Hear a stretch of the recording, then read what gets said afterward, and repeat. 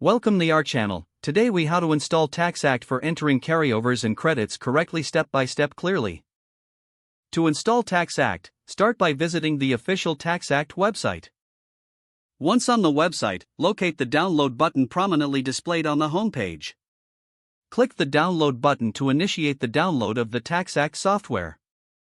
After the download is complete, navigate to your Downloads folder. Locate the downloaded TaxAct installation file. Double-click on the installation file to begin the installation process. A user account control prompt may appear. If so, click Yes to allow the installation to proceed. Follow the on-screen prompts to accept the software license agreement. Choose your preferred installation location or proceed with the default setting. Click the Install button to start the installation process. Wait for the installation to complete. This may take a few moments. Once installed, a completion screen will appear. Click Finish to exit the installation wizard. Now, launch TaxAct from your desktop or applications. After launching, the software may prompt you to update to the latest version. If prompted, follow the instructions to update the software to ensure you have the latest features.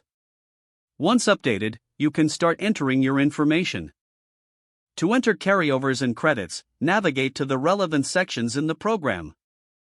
Access your previous tax return data if prompted. Follow the prompts to enter your carryover amounts accurately.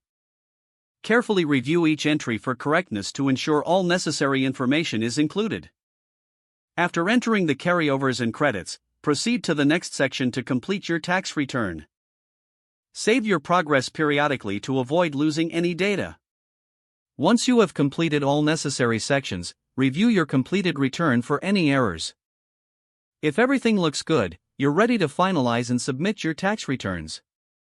If the page does not load, refresh the browser or try again in a private or incognito window. Don't forget to like this video and subscribe to our channel for more step-by-step tech guides.